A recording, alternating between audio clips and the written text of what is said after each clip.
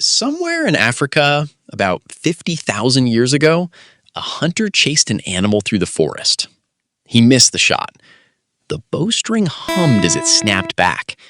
And for a second, he forgot about the hunt entirely. That might be the first idea about any instrument, and he probably thought about copywriting it instantly. Drums? No one ever thought it would be the great idea if I hit the hollow object and dance on whatever sounds comes. It was purely accidental. While hunting in the deep forest in Stone Age, a hunter swung his spear so aggressively on the prey that it accidentally struck the dead tree that'd been hollowed by termites or lightning strikes, and that blow made a deep, echoing sound pleasing to the ears. It was the first encounter, and the same guy went to hunt with his father. They split up, and he saw prey. So to scare that prey and direct it to his father, he used a thick stick and hit the huge hollow log at the side, because it was logical to think it makes louder sound than any other logs. And it worked as a signal to his father, too. Then they started using it as a signal and made some crazy tracks accidentally while playing with it. And the traditional skin drum was created while sitting beside the fire. After a successful hunt, they used to tighten the animal skin by keeping close to the fire. Then, accidentally, some kid dropped a rock or a tool on the stretched skin, and it gave the most beautiful acoustic sound they ever heard. Then they combined the hollow log with the skin and ta-da!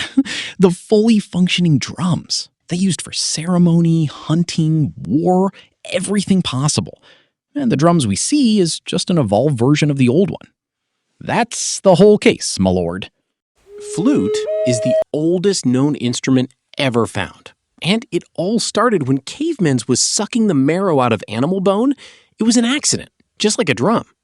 Ancient humans used to open the animal bones to eat the highly nutritious marrow out of it. So someone might accidentally blow the air with perfect lip position that the perfect whistle came out of it. And humans used to eat leftover meat from the animals. Predators used to left scraps and bones, and in many bones, they have those perfect holes from the animal's claws. So when ancient humans ate those meat, again, accidentally they blew the air in the bone.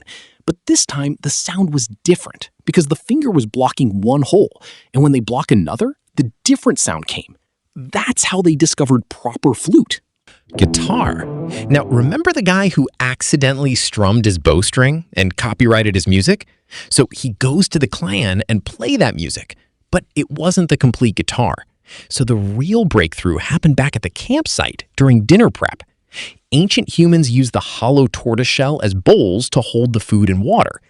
One time, the hunger unstrung his bow and simply laid it atop of empty tortoiseshell.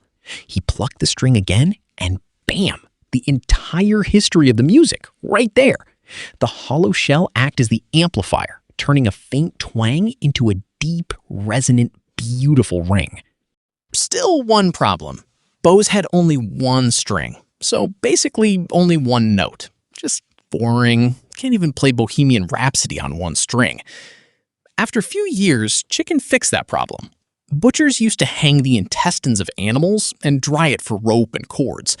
Then they noticed the intestines gets incredibly tight, that if you plucked them, they create sound. Even better, they realized that a thin gut string made a high note, and a thick gut string made a low note. Someone got the bright idea to tie 3 or 4 of these dried animal guts across a hollow gourd. And just like that, the ancient ancestor of the guitar? Piano. Humans created drums, flute, guitar. They were rocking, creating traditional music, dancing in front of kings. After centuries of plucking strings, someone got tired of doing all the work with their fingers. So in the Middle Ages, some smart musicians looked at their stringed instrument and thought, what if instead of plucking this string with my sore fingers, I just hit it with a little stick? They tried it, and it worked beautifully. They called this a dulcimer. But the problem was, humans can only play 2 notes at a time because we have only 2 hands. So Italian inventor Bartolomeo came as a clutch. He looked at the dulcimer and had a crazy, mad scientist idea. He thought, what if I build a giant wooden machine? Inside, I'll put 100 strings.